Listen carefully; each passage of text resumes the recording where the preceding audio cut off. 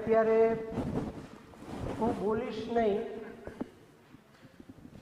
તમે પણ બોલશો નહીં, છતાં તમારા બધાનું ધ્યાન મારી સામે હશે.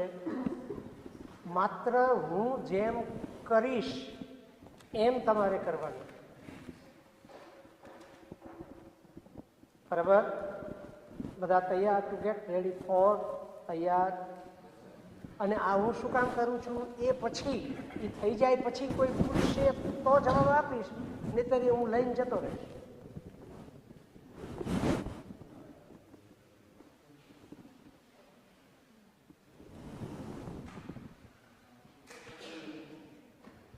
કોઈકને અવાજ આવ્યો, મારે આવ્યો નથી.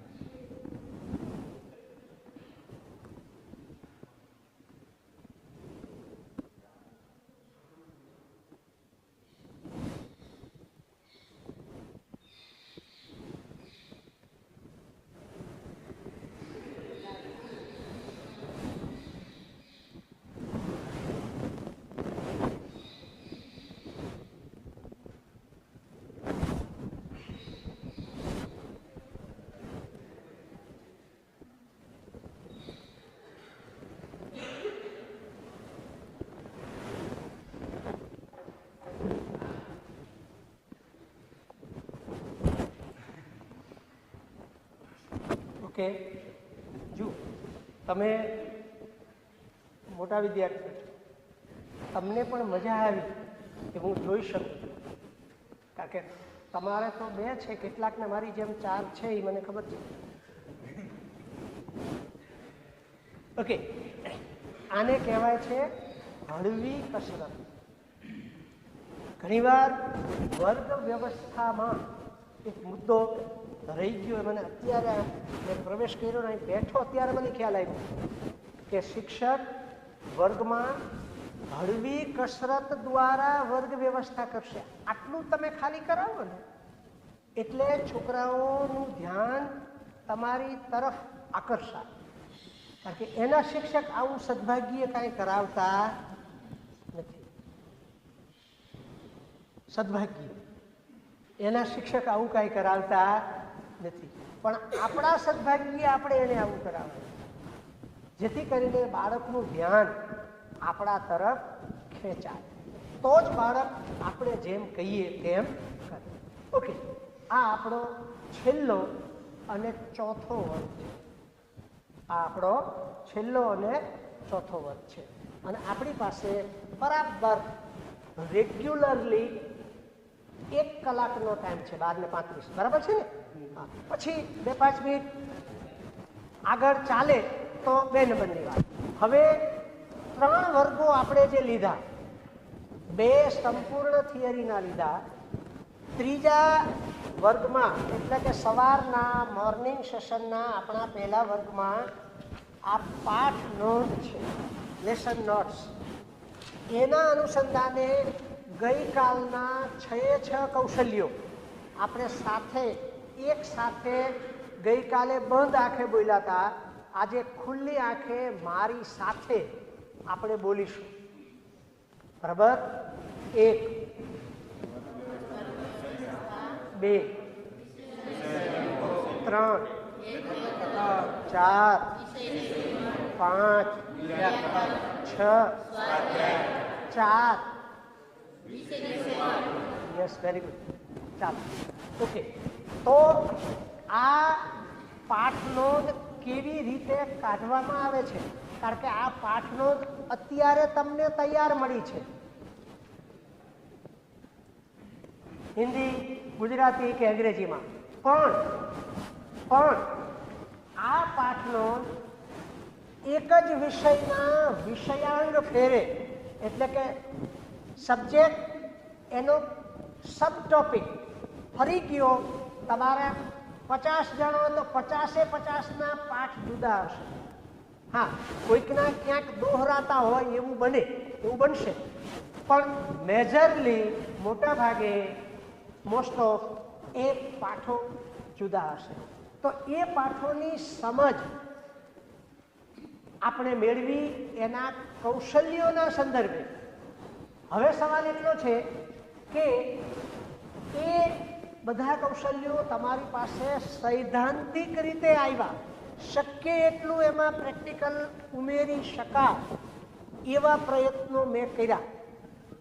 મારી તો ગણતરી એવી હતી અને આજે પણ છે કે હું એક આદર્શ લેશન તમારી પાસે કોઈ પણ એક સબ્જેક્ટ તમારા વિષયમાંથી પસંદ કરી અને જેમ 8 થી 10માં કોઈ ભણાવે એની જેમ એક લેશન તમારી પાસે રજૂ કરું, એટલે તમને મારું મૂલ્યાંકન કરવાનો ખ્યાલ આવે કે 35 મિનિટ એટલે એક્ઝેક્ટ 35 મિનિટ, જેમાં વર્ગ વ્યવસ્થા આવી જાય, વિષયાભિમુખ આવી જાય, હેતુકથન આવી જાય, વિષય નિરૂપણ આવી જાય, મૂલ્યાંકન આવી જાય અને સ્વાધ્યાય ઉડી જાય, આવી જાય અધ્યાય પણ. મીન્સ કે 6 કૌશલ્ય. અમે એવી રીતે પણ ટ્રેનિંગ કોલેજમાં પાઠો લેવડાવ્યા છે કે તમે જેમ બેઠા છો એમ અહીંયા સેટ પાછળ બેઠા હો, આગળ 8મા ધોરણના અથવા 6ઠ્ઠા ધોરણના અથવા 10મા ધોરણના વિદ્યાર્થીઓ બેઠા હો અને એની સામે એક અધ્યાપક તરીકે મેં બરાબર 35 મિનિટ અથવા તો 40 મિનિટ જેટલો ટાઈમ હોય એ પ્રમાણેનો એક લેશન પેલા બાળકોની ઉપર લીધો હોય અને ત્યારે તમે કઈ ભૂમિકામાં હો? માત્ર ઓબ્ઝર્વર. ખ્યાલ આવે છે? તમે જોતા હો કે સાહેબ કહે છે 35 મિનિટમાં પૂરો થવો જોઈએ, તો સાહેબને તો 42 મિનિટ થઈ ગઈ. તો આવું 42 મિનિટનું આયોજન સાહેબ કરે તો પણ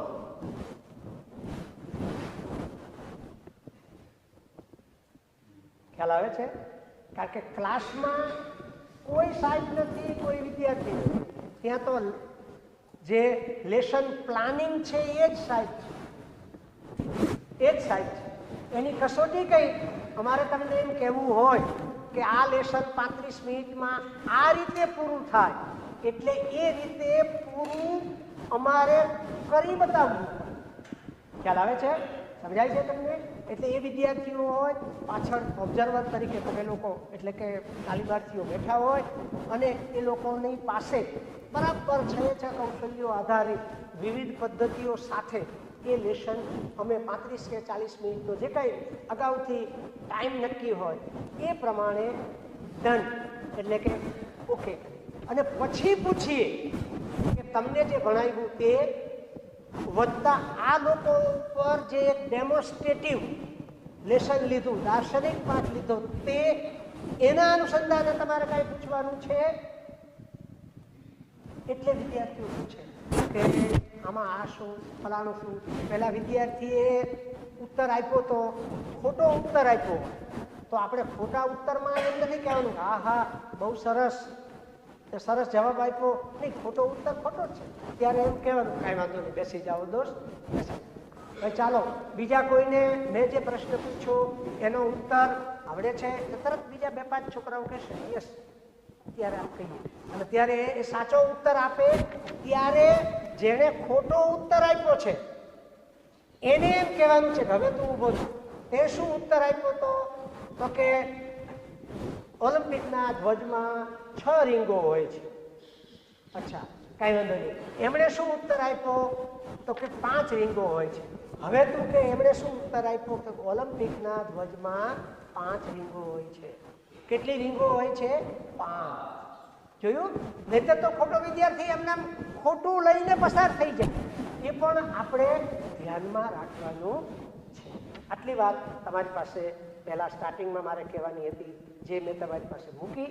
હવે આપણા 3 પીરિયડના અનુસંધાને ખાસ કરીને જે મોર્નિંગ સેશન આપણું 1 કલાક ચાલ્યું આ પાઠનું, જે બહુ જ મહત્વની ચીજ છે, બહુ જ મહત્વની ચીજ છે, એ પાઠના અનુસંધાને તમારે કાંઈ પ્રશ્ન હોય તો તમે પૂછો. અને બીજું એક કહી રાખો કે આ દરેક લેસનના માર્ક્સ હોય છે, એ તમને ખબર છે? ખબર છે ને? હા, માની લ્યો કે 10 આના એક લેસનના 10 માર્ક્સ છે, તો 10માંથી મેક્સિમમ માર્ક આપણે કેમ એક્વાયર કરીએ, પ્રાપ્ત કરીએ, એ આપણો ગોલ હોવો જોઈએ. જેમ 100 માર્કનું પેપર હોય તો 100માંથી 90 આસપાસ કે અપ કેમ આપણે જઈએ, એની જેમ આપણે ધ્યાન રાખીએ. અને આ હું સહેતુક કહું છું. સહેતુક કહું છું એટલે બરાબર મહેનત સાથે કહું છું ભાઈ. કારણ કે ગુજરાત બોર્ડમાં 1981માં આજથી 46 વર્ષ પહેલા 7મા નંબરે હું પાસ થયેલો છું. આ અંગત મેટર એટલા માટે આપું છું કે બહુ જ સામાન્ય વિદ્યાર્થી, એક કિસાન પરિવારનું સંતાન, પણ મને ખ્યાલ આવ્યો કે આવી રીતે ભણી શકાય, આવી રીતે, એટલે એ મેથડને મેં પકડી. શિક્ષકો એટલે એમ શિક્ષકો આજે પણ મને પ્રાથમિકથી માંડી પીએચડી સુધી, અમારા વખતે બાલ વાટિકા, બાલ મંદિર, જુનિયર કેજી, સિનિયર કેજી, આ બધું આસમાન ઉપર હતું, એ હવે ઉતર્યું છે. તો પણ કંઈ નહીં, પણ અમારે તો બધું મોઢે કરવાનું, ટોટલ વસ્તુ મોઢે કરવાની. અને એટલે આજે અમને ફાયદો છે, એટલે ફાયદો છે. અને એક શિક્ષક તરીકે આ બધું જ જે કાંઈ લેસન હોય એ અપ ટુ એન્ડ આપણા મનમાં ક્લિયર કટ હોય. એટલે છેલ્લી વાત કે આ ત્રીજા વર્ગમાં આપણે જે આની નોંધ વિશે જે ડિટેલમાં ચર્ચા કરી, સૈદ્ધાંતિક, થોડા પ્રેક્ટિકલ સાથે, એમાં તમારામાંથી કોઈને પૂછવાનું હોય તો પહેલી પસંદગી એ, અને નહીતર પછી સેકન્ડ ટોપિક છે અધ્યાપન પદ્ધતિ. કોઈને પૂછવું હોય તો ખુશીથી મને પૂછી શકે છે.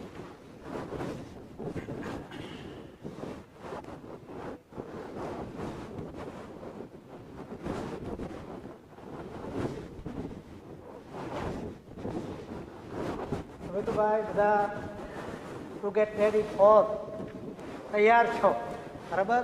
એટલે કોઈનો પ્રશ્ન છે નહીં, કશો વાંધો નહીં, ચિંતા નહીં કરતા. પ્રશ્ન ન હોય એ પણ એક આદર્શ સ્થિતિ છે, બરાબર? વચ્ચે કેટલાક લોકોએ પ્રશ્નો કર્યા, બહેનોએ, ભાઈઓને, એમને આપણા સૌ વતી અભિનંદન. હવે આપણે અત્યારે જે એક ટોપિક લેવાના છીએ એનું નામ છે અધ્યાપનની વિવિધ પદ્ધતિઓ. જો પાઠ આયોજનના કૌશલ્યોમાં વપરાતી વિવિધ પદ્ધતિઓ, પેલા બધા જ કૌશલ્યો, સ્વાધ્યાય કૌશલ્ય પૂરું થાય પછી, અને આવી લગભગ એમ માનો કે 12 જેટલી પદ્ધતિઓ છે, બરાબર? એ 12 પદ્ધતિઓને આપણે થોડી ચર્ચા કરીને આગળ ચાલીશું. કેટલીક પદ્ધતિ તો આવી ગઈ છે એટલે હું એનો માત્ર ઉલ્લેખ કરીશ. પહેલી પદ્ધતિ છે એનું નામ છે લેક્ચર મેથડ, વ્યાખ્યાન પદ્ધતિ. શિક્ષણ આખી દુનિયામાં જે ચાલ્યું એના પાયામાં આ વ્યાખ્યાન પદ્ધતિ છે. દુનિયામાં 2500 વર્ષ પહેલા આ વ્યાખ્યાન પદ્ધતિનો વિરોધ કરવા વાળો એક માણસ જન્મો, જે અત્યાર સુધીમાં દુનિયાના ડાયા લોકોમાં એની ગણતરી થાય છે. જેને નામ આવડતું હોય, ડાયા લોકો, પાછલા 2500 વર્ષમાં ડાયા લોકોમાં જેની ગણતરી થાય છે, બરાબર? એને આ વ્યાખ્યાન પદ્ધતિ વિશે મારે યાદ કરવા જોઈએ. કોઈને નામ આવડતું હોય તો કહી શકાય.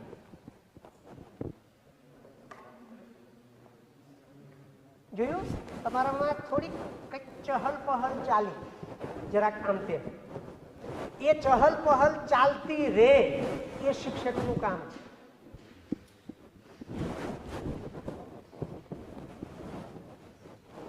કેટલાક લોકો ચર્ચા કરે છે ધીમી, પણ એમને એટલો કોન્ફિડન્સ નથી કે અમે નામ આપીએ એ જ હશે, એની આસપાસનું હશે, કે દશેલા જેટલું કે છાલા જેટલું છેટું હશે. હા, પણ કઈ વાંધો નહીં, નામ તો આપી જ શકાય ને. ખોટો જવાબ આપવો એ પણ જવાબ આપ્યો ગણાય. પછી જવાબ સાચો છે કે ખોટો એ 2 નંબરની વાત. સુધરાવવો એ મારી જવાબદારી છે. ઓકે, એનું નામ છે સોક્રેટિસ. એનું નામ છે સોક્રેટિસ. સોક્રેટિસ જે છે એ પાછલા 2500 વર્ષમાં દુનિયાના ડાયામાં ડાયા લોકોની એક યાદી થઈ છે. એમાં આ માણસનું નામ આવ્યું છે. તો આ સોક્રેટિસે સૌથી પહેલા આ લેક્ચર મેથડનો વિરોધ કર્યો. એ એથેન્સની અંદર એ ફરતા જતા હોય એના નગરમાં અને જુવાનિયા હોય એને પૂછે, ભાઈ તારું નામ શું? હા, શું કરે છે? તો કે હું ખેતી કામ. ભાઈ ખેતી કામ કરવાનો શું મતલબ છે? તો પણ રોજગારી માટે. ભાઈ રોજગારીની શા માટે જરૂરિયાત છે? ખ્યાલ આવે છે? તો આવી ડાયલોગ્સ, સંવાદ કે પ્રશ્નવાળી મેથડ નો જનક એ કોણ છે? એ સોક્રેટિસ છે. પહેલો વિરોધ એ સ્વાધ્યાય પદ્ધતિનો કર્યો. આપણા પ્રાચીન સાહિત્યોમાં અહીંયા સરસ મજાના શ્લોકો લખ્યા છે. યા કુંદેન્દુ છે ને? હા, આ સરસ આખા શ્લોક છે, સરસ્વતી મહિમા દર્શાવનારા. તો આ ઋષિ મુનિઓએ જે બધા વિદ્યાર્થીઓને ભણાવ્યા ત્યારે માત્ર જનરલી એક જ મેથડ હતી. એ કઈ? આ લેક્ચર મેથડ.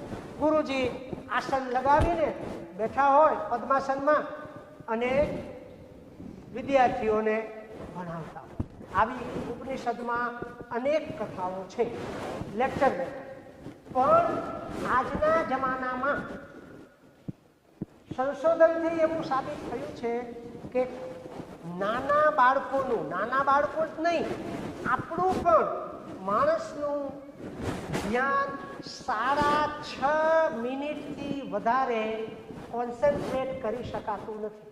નાનું બાળક હોય તો 1, 2, 3 મિનિટમાં જ આપણે જરાક કાંઈક વાત કરતા હોય ને કાંઈક અવાજ આવે તો છોકરું આપણને પડતા મૂકીને હોય અહીં નહીં, જુએ આમ કે જોયું, એનું ધ્યાન ડાયું. અને અહીંયા પણ અમે જોઈએ છીએ, અહીંયા પણ હું જોઉં છું કે ચાલુ વાતે તમારું ધ્યાન આમ તેમ થાય છે, એમાં તમારો વાંક નથી. તમારો વાંક નથી. શું કામ નથી? એ આપણે મનુષ્ય હોવાની સાબિતી છે. મજા આવી ગઈ ને? સાચી વાત તો ભાઈ ગમે જ ને. પૂતળું હોય તો 24 કલાક 365 દિવસ અને 25 વર્ષ આમ નામ તમે જેમ કહો એમ, આંખું આમ હોય તો આમ ને આમ હોય તો આમ ઊભું જ રહે. પણ આપણે તો માણસ છીએ યાર. અને તમે તો મોટા અને સમજદાર છો, સિન્સિયર છો. તમે શું થવા આવ્યા છો એની તમને ખબર છે, તમારો ગોલ સ્પષ્ટ છે. પણ જે જગ્યાએ તમે ભણાવવા જવાના એને કાંઈ ખબર નથી. એ તમે 8મા ધોરણવાળા છોકરો હોય કે 10મા વાળો, એને ખબર નથી કે 8મું એટલે શું, તો કે ધોરણનું નામ છે. ખ્યાલ આવે છે? એનો એવો મૌલિક પ્રશ્ન. તો એવા બાળકને કોન્સન્ટ્રેટ કરવાનું છે, એકાગ્ર કરવાનું છે. એ એકાગ્રતામાં આ લેક્ચર મેથડ સાવ નિષ્ફળ ગઈ છે. કોઈ એક ડાયા વિવેચકે ગુણવંત શાહ અને ધનવંત દેસાઈની એક સરસ ચોપડી છે, આટલી જાડી, લગભગ 450-500 પેજીસ છે. બીએડમાં અમારે એ રેફરન્સ બુક તરીકે આવતી. એમાં એક સરસ વાક્ય છે, જો સાંભળજો તમને મજા આવે એવું વાક્ય છે કે લેક્ચર પદ્ધતિ નિષ્ફળ ગઈ છે એ બતાવવા માટે પણ તમારે સહારો તો લેક્ચરનો જ લેવો પડે છે. ખ્યાલ આવ્યો? અત્યારે હું શું લઉં છું? લેક્ચર જ લઉં છું. શેનું? કે લેક્ચર પદ્ધતિ નિષ્ફળ ગઈ છે એ બતાવવા માટેનું લેક્ચર. આ તો કેવી વાત! એનો અર્થ એ થયો મિત્રો, એનો અર્થ એ થયો કે લેક્ચર પદ્ધતિ વિશે કોઈ ગમે તેટલું કે તો પણ એની મર્યાદાઓ હોય, પણ એને તમે નિર્મૂળ કરી શકશો, ડિલીટ કરી, આજની ભાષામાં કહું તો એને ડિલીટ કરી શકશો. તો શું કરવું? તો આપણને પ્રશ્ન, જે વસ્તુને આપણે ડિલીટ કરી શકીએ એમ નથી. ઘણીવાર એવું બને કે અમુક નંબર વારંવાર મેસેજ આવ્યા કરતા હોય તો આપણે શું કરીએ છીએ, એને શું કરીએ છીએ, બ્લોક કરીએ છીએ.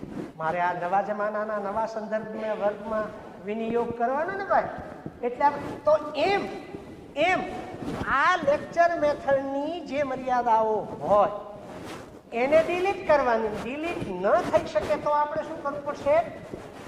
ઓકે, એટલે શું થાય કે એ મર્યાદાઓ આપણા લેક્ચરમાં ક્યાંય આવે નહીં. હવે રહી વાત એ કે લેક્ચર મેથડને મેં તમને કીધું કે લેક્ચર મેથડ સફળ મેથડ નથી, નિષ્ફળ મેથડ છે. એ નિષ્ફળતા વ્યક્ત કરવા માટે થઈને પણ મારે જો લેક્ચર લેવું પડે એનો અર્થ એ થયો કે લેક્ચર મેથડને તમે ટાટા બાય બાય એમ કહી શકો એમ છો નહીં. શું કામ? આ એક જ પદ્ધતિ એવી છે, લેક્ચર મેથડ એક જ એવી છે કે જેમાં શિક્ષક જો સજાગ હોય, જાગૃત હોય, જીવંત હોય, જો આપણે જીવતા હોઈએ, કારણ કે આપણે શ્વાસ લઈએ છીએ, જીવતા હોવું અને જીવંત હોવું એ બે વચ્ચે જમીન આસમાનનો ફેર છે. કેટલાક લોકોને પૂછીએ શું કરો છો? બેઠો છું. ફરી પાછું ભેગો થાય શું કરો છો? સૂતો છું. ફરી પાછા શું કરો છો? આમ તો કાંઈ નથી કરતો. એનો અર્થ એ થયો કે એ બંદો જીવે છે, જીવંત નથી. જીવે છે, જીવંત નથી. મેં તમને શિક્ષકોના 4 પ્રકારની વાત કરી હતી. એને રૂબી છે, ક્યાં છે?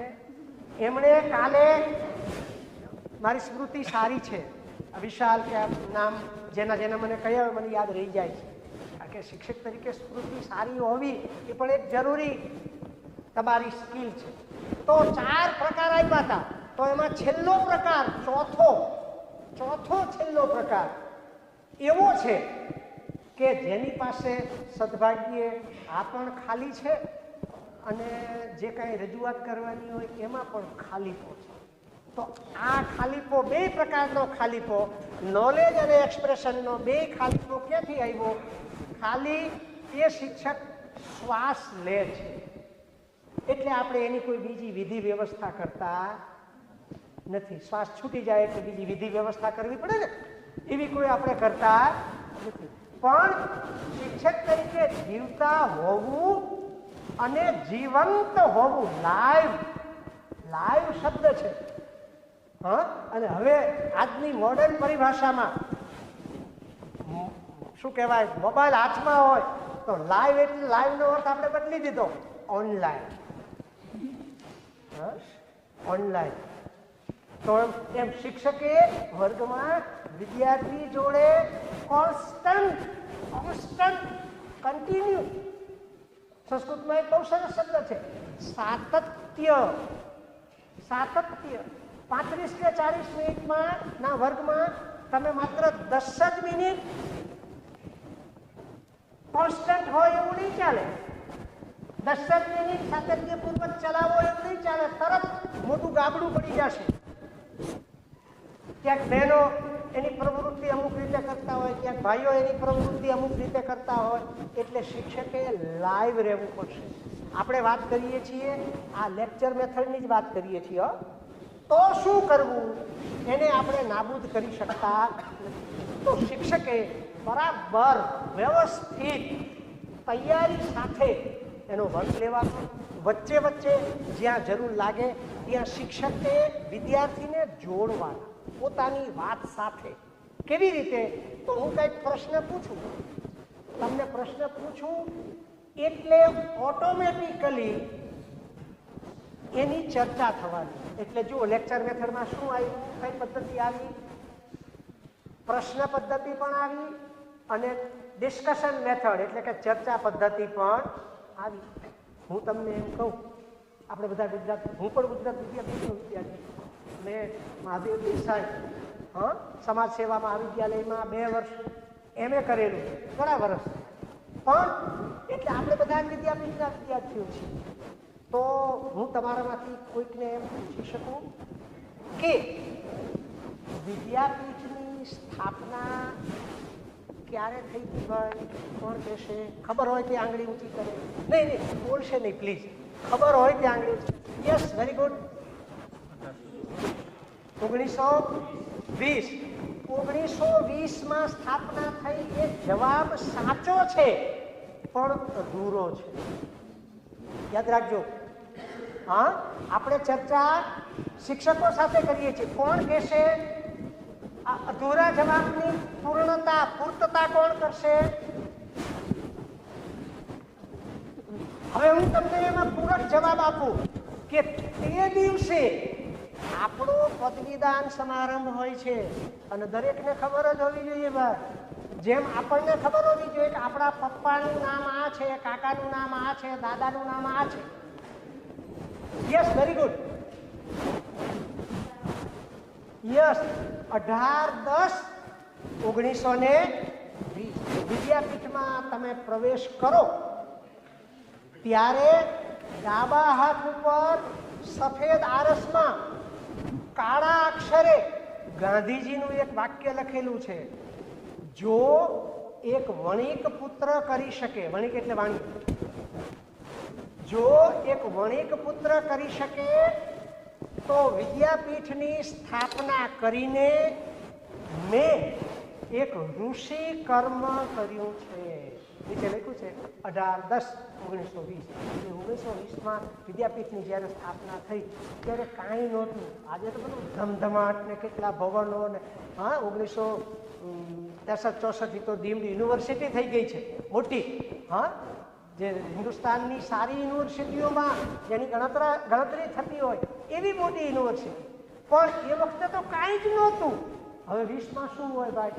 એક પ્રાણજીવન છાત્રાલયમાં, જે બીએડનું છાત્રાલય છે, તો ત્યાં ઉદ્ઘાટન નાના એવા સમારોહમાં ગાંધીજીએ આ એક વાક્ય કહ્યું.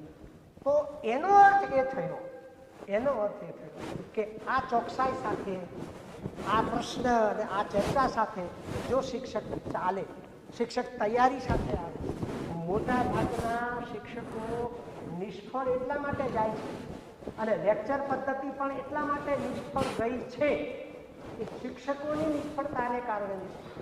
મેં એવા લેક્ચરર્સ જોયા છે લોકભારતીમાં અને બહાર પણ કે જે એક લેક્ચર આપે ને સાહેબ, અને તમને આમ મજા કરે એમ થઈ જાય. તો આ લેક્ચર મેથડ જે છે એની ગમે તેટલી મર્યાદાઓ હોય તો પણ આપણે એને દૂર કરી શકીએ એમ નથી. જો આમાં આપેલું છે સમજાવવા માટે વિવિધ ઉદાહરણો, વિઝ્યુઅલ એડ્સ વગેરે વગેરે તમે નાના મોટા સાધનો મારફતે તમારી લેક્ચર મેથડને તમે રસપૂર્ણ અને આનંદદાયક બનાવી શકો. નંબર 2, ચર્ચા પદ્ધતિ, ડિસ્કશન મેથડ. અત્યારે આપણે જે કોઈ મુદ્દાની વાત કરીએ છીએ, અરસપરસ ચર્ચા કોઈ દિવસ એકલી વ્યક્તિથી થશે નહીં. ચર્ચા માટે એક કરતાં વધારે પાત્રો હોવા જરૂરી છે. ઉપનિષદ 108 જેટલા ઉપનિષદો છે. હું કોલેજમાં 3જા વર્ષમાં છોકરાઓને ભણાવતો હતો જગતનો ધર્મો, ત્યારે હિન્દુ ધર્મ ભણાવતો, એમાં ઉપનિષદો આવતા, બરાબર? તો આ ઉપનિષદો 108 છે. ઉપનિષદનો અર્થ જ છે ઉપનિષદ, ગુરુની પાસે બેસવું અને ચર્ચામાં ભાગીદાર થવું. લ્યો, ખ્યાલ આવે છે? આ ચર્ચા પદ્ધતિ. કોઈને એમ લાગે કે આ તો નવી આપણે તો પરદેશથી કોઈ વસ્તુ આયાત થાય એટલે તો ઓહો આપણે કાંઈ કહેવાય, પણ એવું નથી. આપણી પાસે પણ, આપણા ઇતિહાસમાં પણ, આપણા દેશના શાસ્ત્રોમાં પણ આ ડિસ્કશન મેથડ, એવી ચર્ચાઓ ચાલે. હા, પંડિત મદન મિશ્રની ચર્ચાઓ, શંકરાચાર્યની ચર્ચાઓ, આ બધી જાણીતી ચર્ચાઓ છે. તો આ ચર્ચા પદ્ધતિનો મોટો ફાયદો એ છે કે નિષ્ક્રિય બાળકને પણ તમે સક્રિય રાખી શકો છો. નિષ્ક્રિય બાળક અને શિક્ષક જ્યારે સક્રિયતા પોતાને એમ લાગે, પોતે જો એક્ટિવ હોય, એ એની એક્ટિવનેસ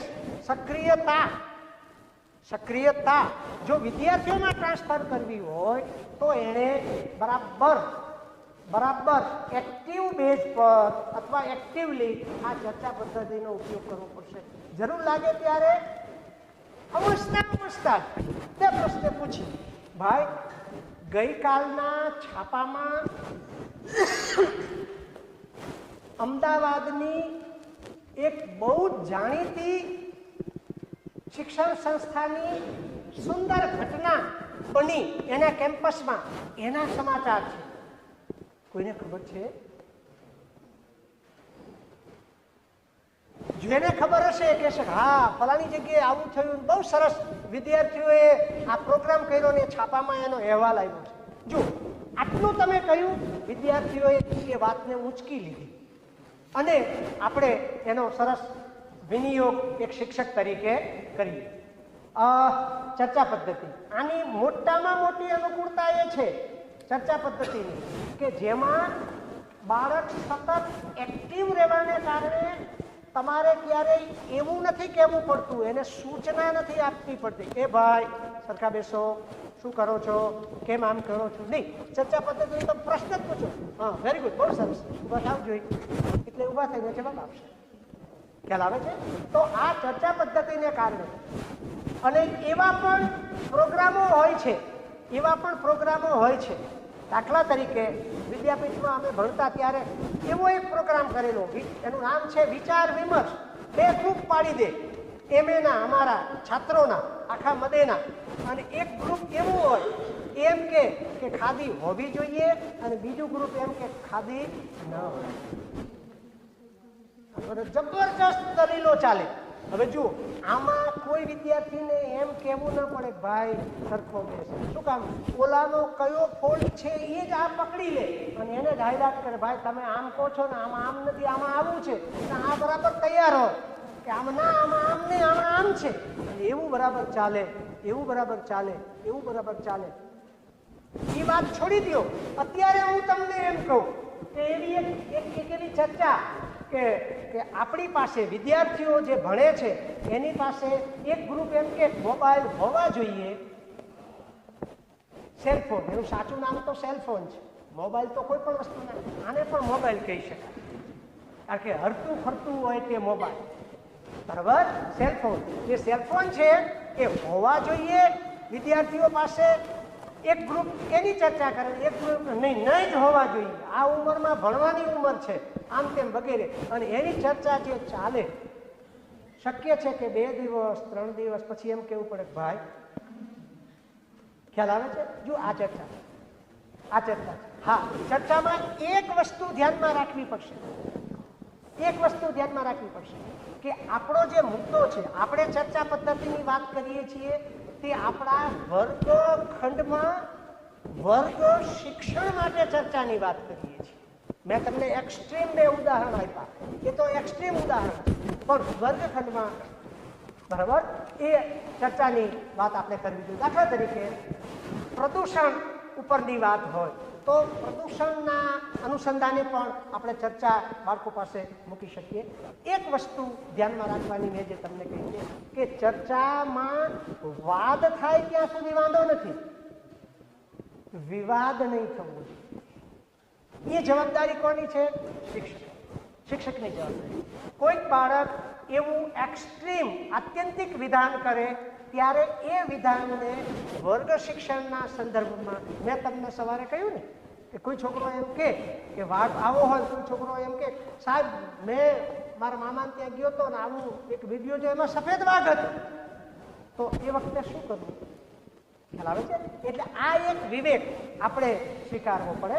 ત્રીજું, પ્રદર્શિત પદ્ધતિ, ડેમોન્સ્ટ્રેશન મેથડ. એટલે એક પ્રદર્શન હોય. દાખલા તરીકે હવે આજે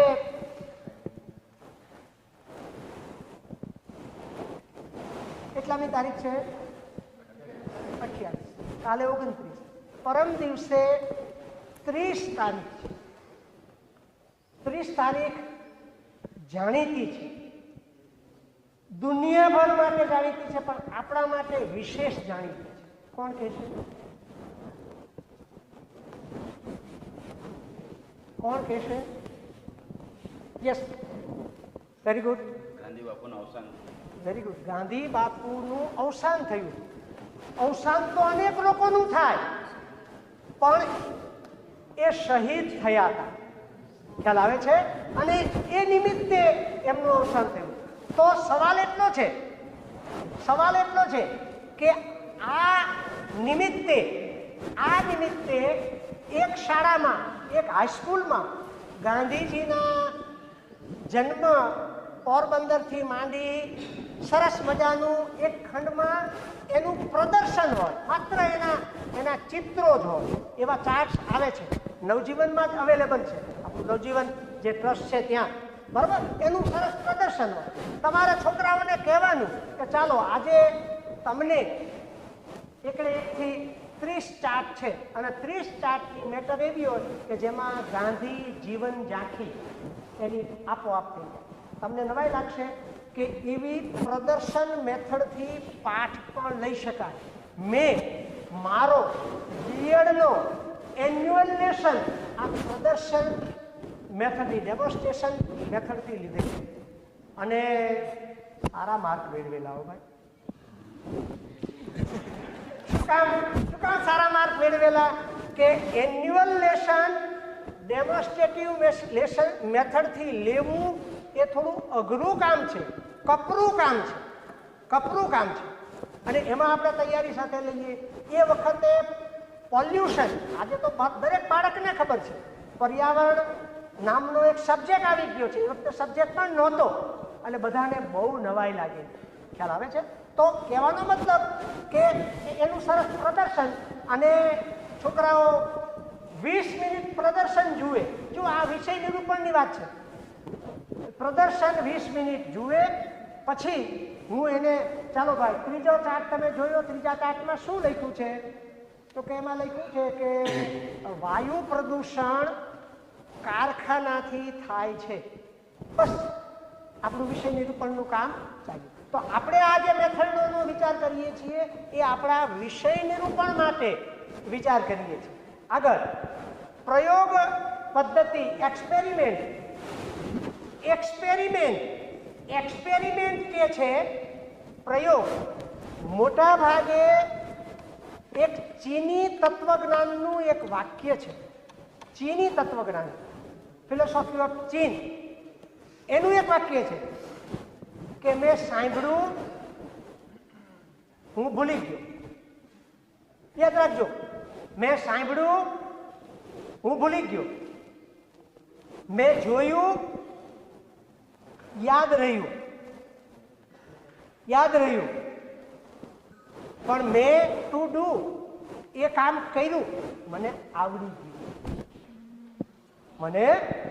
ગયું. તો શિક્ષક પાસે આ પ્રયોગ પદ્ધતિ છે, એ એવા પ્રકારની પ્રયોગ પદ્ધતિ છે કે જેમાં બાળકે જાતે કશું કરવાનું છે. આગળ પ્રોજેક્ટ પદ્ધતિ. કેટલાક જુદા જુદા પ્રોજેક્ટ હોય. દાખલા તરીકે વિવિધ રોગો.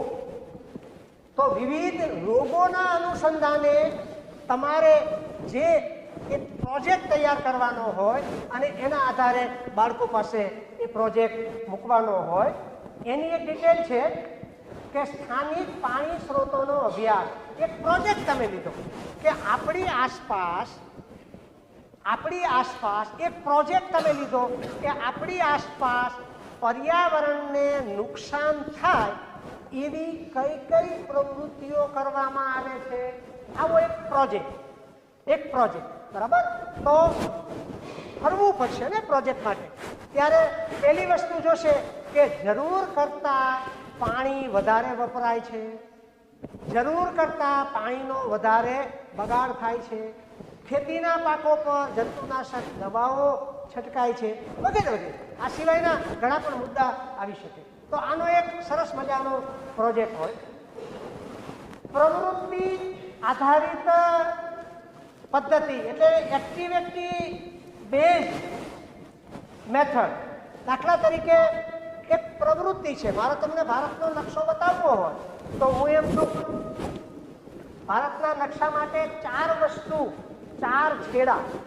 માનો કે હું સામાજિક વિજ્ઞાનનો એક શિક્ષક હોઉં તો મારે છોકરાઓને નકશો બતાવવો છે તો કાશ્મીરથી કન્યાકુમારી અને દ્વારકાથી દિબ્રુગઢ. નવાઈ લાગે છે ને? દેશના 4 ખૂણા આવી ગયા. કાશ્મીર ઉત્તર, કાશ્મીરથી કન્યાકુમારી દક્ષિણ, કાશ્મીરથી કન્યાકુમારી દ્વારકા કયો છેડો આવી ગયો? પશ્ચિમ. દ્વારકાથી દિબ્રુગઢ. દિબ્રુગઢ એ આસામનું, કોણ મિત્રો છે આસામના? Yes, okay. આસામનું એક નાનકડું ગામ છે દિબ્રુગઢ. એટલે કાશ્મીરથી કન્યાકુમારી, દ્વારકાથી દિબ્રુગઢ, આ 4 પોઈન્ટ્સ બિંદુને ધ્યાનમાં રાખીને કહીએ ચાલો ભાઈ આમાં તમે ગુજરાતમાં વેરાવળ ક્યાં આવેલું છે? જો આ પ્રવૃત્તિ નકશો બતાવીને કહીશું. એમ આપણા શારીરિક શિક્ષણના અનુસંધાને પણ તમે મુદ્દો મૂકી શકશો. પછી રોલ પ્લે પદ્ધતિ કે જેની અંદર જુદા જુદા રોલ કરવામાં આવે. દાખલા તરીકે જેમ નાટક આપણે ભજવીએ છીએ ને, નાટક ભજવીએ છીએ સ્ટેજ પર, એમાં કોઈ રાજાના રોલમાં હોય, કોઈ રાણીના રોલમાં હોય, કોઈ પ્રધાનના રોલમાં હોય, કોઈ પોલીસ સુપ્રિન્ટેન્ડન્ટના રોલમાં હોય, તો એમ રોલ પ્લે પદ્ધતિ. કેવી પદ્ધતિ? રોલ પ્લે કે જેમાં રોલ કરવામાં આવે છે, કોઈ પાત્ર ભજવવામાં આવે છે અને એ પાત્ર મારફતે મને બરાબર યાદ છે કે ઇતિહાસનો એક એકમ સામાજિક વિદ્યામાં, ઇતિહાસનો એક એકમ અમારી સાથેના એક મિત્રએ શાહજહાંનો પાઠ હતો મોગલકાલીન, તો એમાં એનો બરાબર રોલ પ્લે કરે. સરસ એના અપ ટુ ડેટ તૈયાર થઈ અને જાણે શાહજહાંની અદાલત, એની સભા ભરાણી છે એની જે મેં વાત કરી તો બાળકને નવું લાગે. મેં પહેલાં કહ્યું કે 6.5 મિનિટથી વધારે બાળક કોન્સન્ટ્રેટ થઈ શકતું નથી, તો એવા બાળકનું કોન્સન્ટ્રેશન કેવી રીતે ઊભું કરવું, કાંઈક નવીનતા. અને એટલે મેં ગઈકાલે એક વિધાન કર્યું હતું કે શિક્ષક માત્ર મોઢાથી ભણાવતો નથી. મેં તમને અભિનય સાથે કરેલું. તો મિત્રો પછી આપણે આમ કરીએ અને બહુ સરસ તમે બધાએ પણ શિક્ષક એના સમગ્ર શરીરથી ભણાવે છે. શિક્ષકે એમ કહ્યું નહીં, આમ નહીં, આમ છે. હવે એમ કે ત્યારે એના હાથનો અભિનય થવો જોઈએ. આમ થશે એટલે બધા લોકોનું ધ્યાન ત્યાં જશે. બસ આટલું જો થઈ શકે, જો આમ થશે અને આટલું થઈ શકે ખ્યાલ આવ્યું, એટલે આ અભિનય છે. અને એ સહજ અભિનય હોય. કેટલાક લોકો એવો અભિનય, પછી મિત્રો એવું થયું, પછી અમે ત્યાં જઈ આવ્યા અને પછી લોકો મળ્યા નહીં એમને, એની જરૂર નથી. એ આર્ટિફિશિયલ છે. આર્ટિફિશિયલની જગ્યાએ આપણે કેવું કરવાનું છે? નેચરલ. આ રોલ પ્લે જે છે એના કારણે એક naturally procedure. Yes, very good. એમણે પ્રેક્ટિકલ નાનું કર્યું, ગમ્યું. Okay, fine. ઓકે, આગળ રોલ પ્લે. પ્રશ્નોત્તરી વિશે મારે તમને સમજાવવાની જરૂર એટલા માટે નથી કે એક યા બીજા સ્વરૂપે એ પ્રશ્નોત્તરી વાળી વાત આપણી પાસે આવી ગઈ છે, ટ્રાન્સફર થઈ ગઈ છે. કારણ કે મેં તમને પ્રશ્ન પૂછ્યા હોય અને તમે પણ મને પ્રશ્ન પૂછ્યા હોય વિશાલ, બરાબર? તો એ રીતે આપણું કામ શરૂ થયું. પણ પ્રશ્નમાં એક વસ્તુ ધ્યાનમાં રાખવાની છે. એક વસ્તુ શિક્ષક તરીકે કે કોઈ બાળક તમે પ્રશ્ન પૂછો અને એનો ઉત્તર ખોટો આપે છે ત્યારે બેહી જા, કેવો છો, ધ્યાન નથી રાખતો, કૌંસમાં ખાલી જગ્યા હું વાપરીશ નહીં, પણ તમે ઇન્વર્ટેડ કોમા, હા, આપણે તો એવી રીતે એવા વિશેષણોથી આપણે આપણા વિદ્યાર્થીને નવાજવાનો નથી. જો ખોટો જવાબ આપશે. અત્યારે ભાઈએ કહ્યું કે 1920, તો હું કહી શક્યો, પણ એમ ના કહેવાય, કારણ કે હું અહીંયા શિક્ષક તરીકે છું. એમનો જવાબ સાચો છે, પણ એમાં મારે પૂર્તતા કરવાની જરૂર હતી, જે પૂર્તતા બેને કરી. તો પ્રશ્નોત્તર મેથડમાં આ સામસામા બે છેડા છે, ત્યારે એ છેડાને પણ આપણે ધ્યાનમાં રાખવાના છે. તમને અત્યારે સૈદ્ધાંતિક વાતો છે એટલે અત્યારે તમને થોડું આમ તેમ જશે, પણ જેવા એકાદું લેસન આપશો ને એટલે હું યાદ આવે. આગળ સ્વાધ્યાય પદ્ધતિ, સેલ્ફ લર્નિંગ. આખરે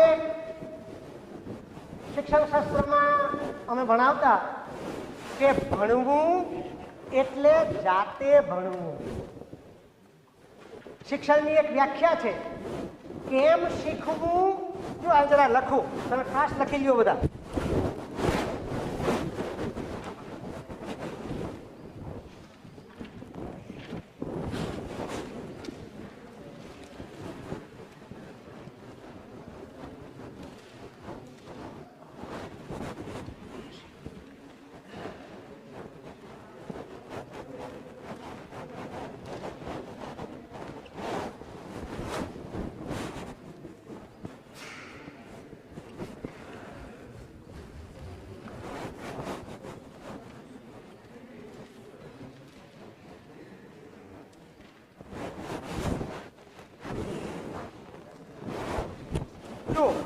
સાવ સાદા શબ્દો છે ભાઈ, બે જ વાક્યો છે, માત્ર બે. અરે યાર, માત્ર બે. કેમ શીખવું. તો ત્યાં અલ્પવિરામ છે, દેખાય છે અલ્પવિરામ. પછી આગળ કેમ શીખવું. નહીં, એમ નહીં. કેમ શીખવું, તે શીખવું. It means that education. ફરી વાર, કેમ શીખવું. નહીં. મજા આવી ગઈ. કેમ શીખવું, તે શીખવું, એનું નામ છે. ઓકે, જો બધી જગ્યાએ આપણી પાસે શિક્ષક, બધી જગ્યાએ આપણી પાસે શિક્ષક અવેલેબલ હશે નહીં. તમને ખબર છે, મેં સહેતુક, હા, ઓકે, ફાઇન, વેરી ગુડ. તો કહેવાનો મતલબ કે મગન, હા, મગન.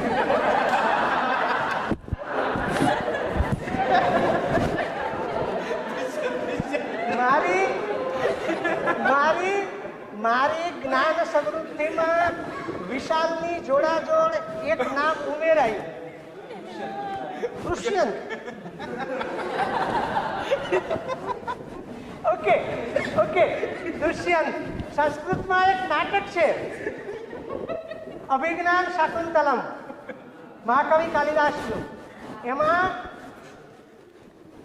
શકુંતલાના જે એ છે એ દુષ્યંત છે. ઓકે, વેરી ગુડ, સરસ. ચાલો, તો વચ્ચે હળવી વાત, આનંદ અને મોજ માટે થઈને, પરિસ્થિતિનો લાભ લઈને આપણે પોઝિટિવલી રજૂ કરવાની. દુષ્યંતભાઈ, શું છે? કેમ શીખવું, તે શીખવું. બધી જગ્યાએ શિક્ષક હાજર નહીં હોય, ત્યારે આપણી પાસે બુક, એનું નામ જ છે સેલ્ફ લર્નિંગ. શું નામ છે? Self learning. જાતે શીખવું. જે લોકો પીએચડી કરે છે, અમારા જેવાએ એમએ પણ અમે એક્સટર્નલ કરેલું વિદ્યાપીઠમાં. એ જમાનામાં એવી એક પદ્ધતિ હતી કે આવા પ્રયોગો વિદ્યાપીઠ જ કરે.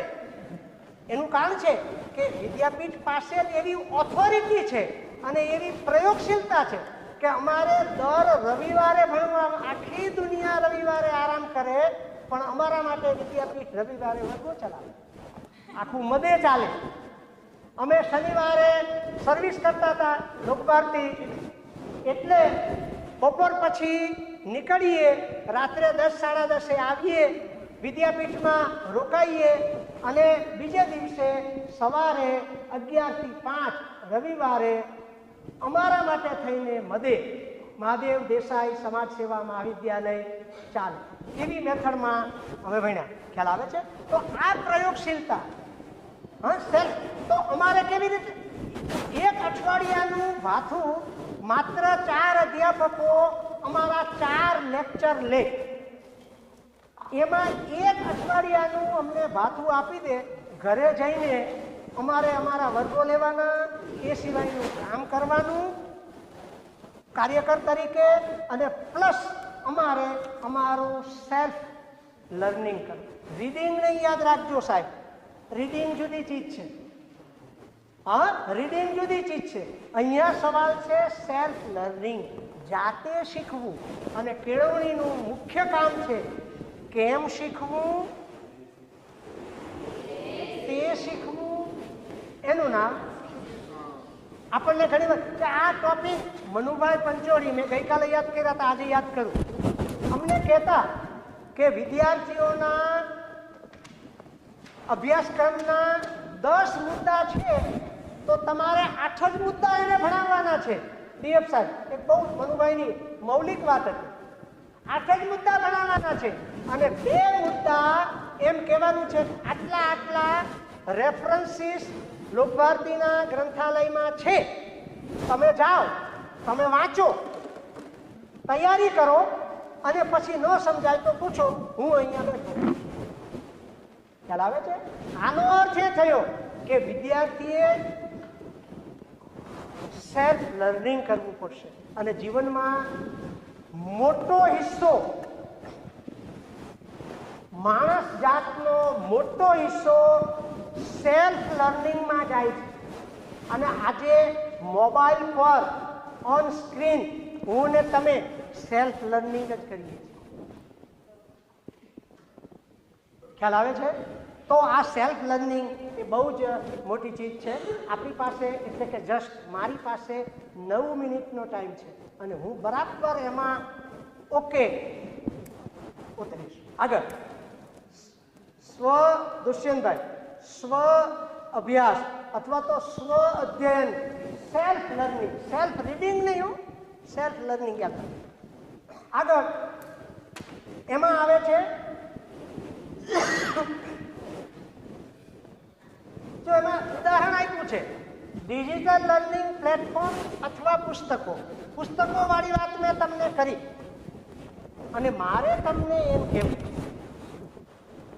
કે એટલા સરસ મજાના આજે વિડીયોઝ યુટ્યુબ પર અવેલેબલ છે કે જે મારા જેવા 2 સેમેસ્ટર જ આયુર્વેદ ભણ્યા છે કોલેજમાં, પણ મેં જે સેલ્ફ સ્ટડી કર્યો એ બુક્સ મારફતે, અને આજે પણ હું જ્યારે ફ્રી થાઉં ત્યારે મોબાઈલમાં જોતો હોઉં, કારણ કે એ મારો ઇન્ટરેસ્ટેડ સબ્જેક્ટ છે.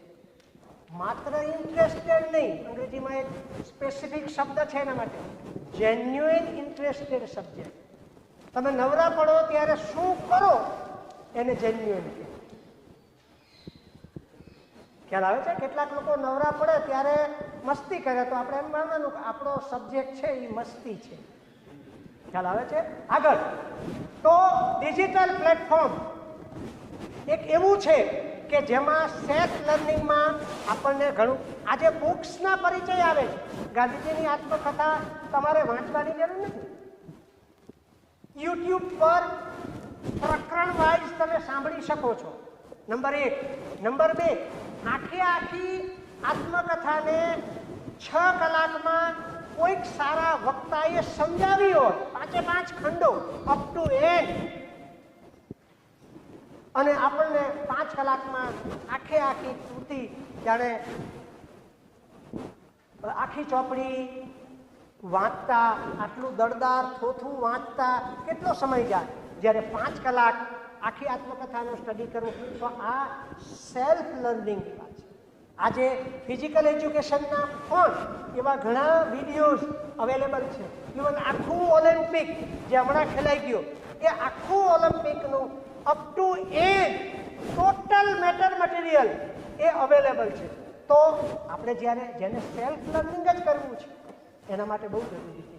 અને એક ખાનગી વાત અંગત કહી દઉં કે જેને રસ અને શોખ છે સેલ્ફ ડેવલપમેન્ટમાં, પોતાની જાતના વિકાસમાં, એ લોકોએ સેલ્ફ લર્નિંગ સિવાય બીજો કોઈ રસ્તો નથી. આ જીપીએસસીની યુપીએસસીની એક્ઝામ પાસ કરે તો એ ક્લાસ તો કેટલી વાર હોય? 4 કલાક હોય, 6 કલાક હોય. કેટલાક લોકો ક્લાસમાં જતા જ નથી, ક્લાસમાં જ નથી જતા. હજી ગઈકાલે મારા એક વિદ્યાર્થીએ સુરેન્દ્રનગરથી મને ફોન કર્યો, મને કે મારા જમાઈ ક્લાસ 1 તરીકે નિયુક્તિ પામ્યા.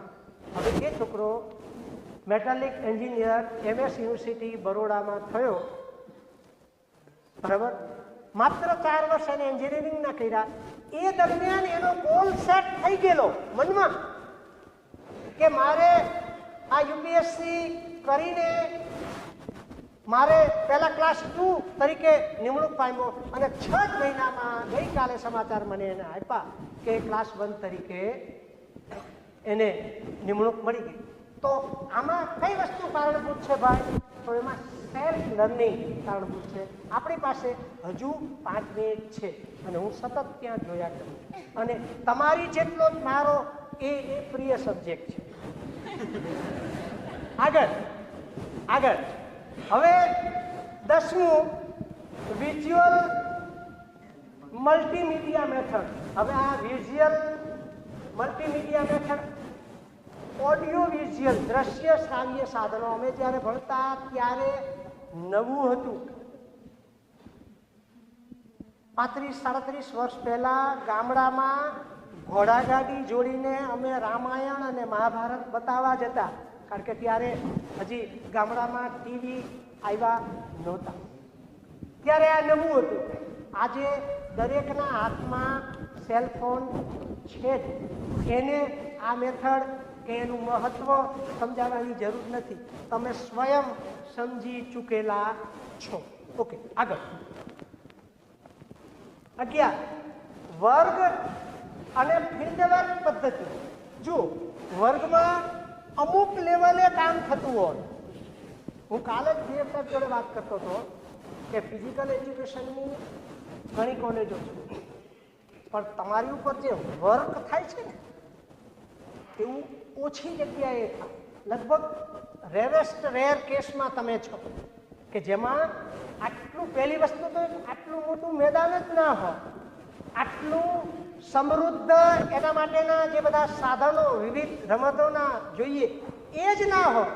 તો એના માટે થઈને વર્ગ અને ફિલ્ડ વર્ક, તમારા માટે વર્ગ તો મહત્વનો છે જ,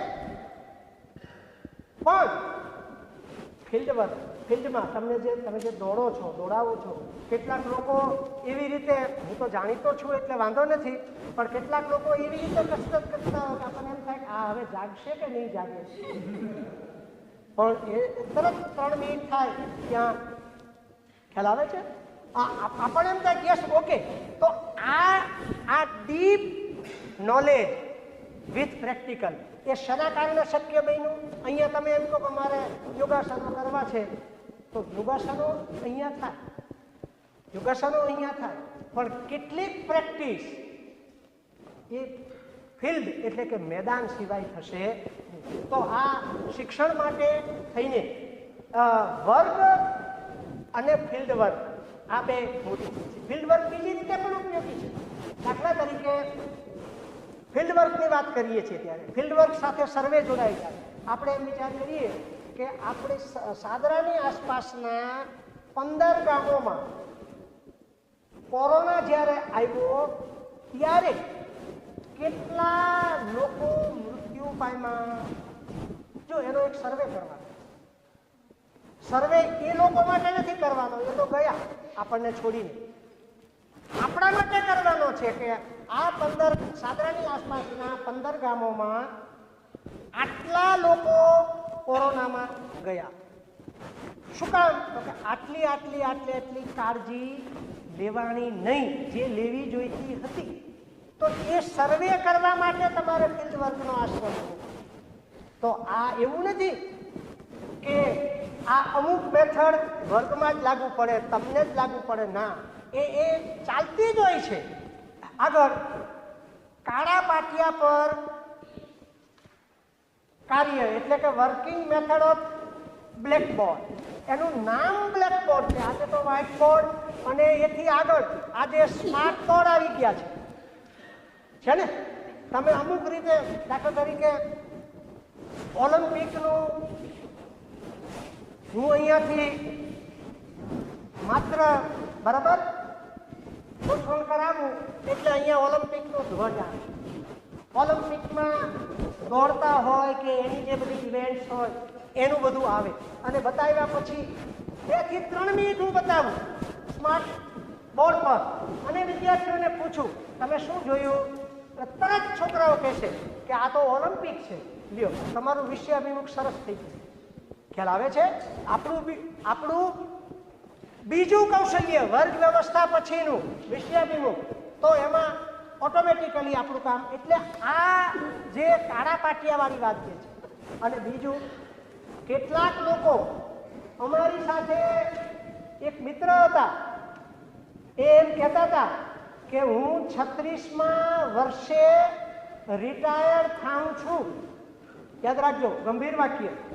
હું 36મા વર્ષે રિટાયર્ડ થાઉં છું, પણ આ માતાજીને કોઈ દી અભડાવ્યા નથી. આ માતાજી એટલે ચોકસ્ટિક. અભડાવ્યા નથી એટલે શું? એનો મેં કાળા પાટિયા ઉપર કાળામાં ધોળું મેં ક્યારેય કર્યું નથી. સમજાય છે તમને? તો એ શિક્ષકે શું વર્ગમાં કર્યું? ક્યારેય પાટિયાનો ઉપયોગ કર્યો નથી. મિત્રો, આ ઉપયોગ કરવો એ બહુ જરૂરી ચીજ છે, બહુ જરૂરી ચીજ છે. અને જે શિક્ષક લેક્ચર મેથડની જે મર્યાદાઓ છે એનું એક નિવારણ આ બ્લેકબોર્ડમાં છે. તમે મુદ્દો જ મૂકી દો અને પછી એક આંટો લગાવો. અહીંયા તો થોડીક સંખ્યા અને નહીં, નહીતર હું તો મૂકું. અમારી પાસે 100નો ક્લાસ હતો. આ બાજુ 50 બહેનો, આ બાજુ 50 ભાઈઓ. 2 સાઈડ પર કોલેજમાં બોર્ડ હોય, આ બાજુ હોય, પેલી બાજુ હોય. હું વચ્ચે આંટો ફરું, આમ ક્યારેક આંટો મારું, ક્યારેક આમ આંટો મારું. થોડાક મુદ્દા આ બાજુ લખ્યા હોય, થોડાક મુદ્દા ઓલી બાજુ લખ્યા હોય. કોની દેન છે કે છોકરું નિષ્ક્રિય રહી શકે? ખ્યાલ આવે છે? તો આ કાળા પાટિયાની એટલે કે આપણું ભલે સફેદ હોય, કાળું પાટિયું વ્હાઇટ ચોક, સફેદ પાટિયું બ્લેક પેન અને લેટેસ્ટ મેં કહ્યું એની જેમ સ્માર્ટફોન, આનો ઉપયોગ. અને આપણો સમય પૂરો થાય છે. 4 વર્ગ આપણા પૂરા થયા. હું એમ માનું છું કે તમને મજા પડી હશે અને મને તો ભાઈ મજા જ આવે. એનું કારણ છે જે શિક્ષક દરજીનો દીકરો જીવે ત્યાં સુધી સીવે, એમ જે મૂળમાં માસ્તરો, મૂળમાં એપોઇન્ટમેન્ટથી નહીં, ડિગ્રીથી નહીં, એને ભણાવવાનું મળે ને ત્યારે એ આમ હળવો પ્રસન્ન થઈ જાય. અને ઉમાશંકરનું એક વાક્ય કાલે મેં તમને કહ્યું હતું કે વર્ગ ન બને સ્વર્ગ, પ્રશ્નાર્થ નથી, આશ્ચર્ય છે. અને આપણે એવો બનાવવાનો છે. થેન્ક્સ.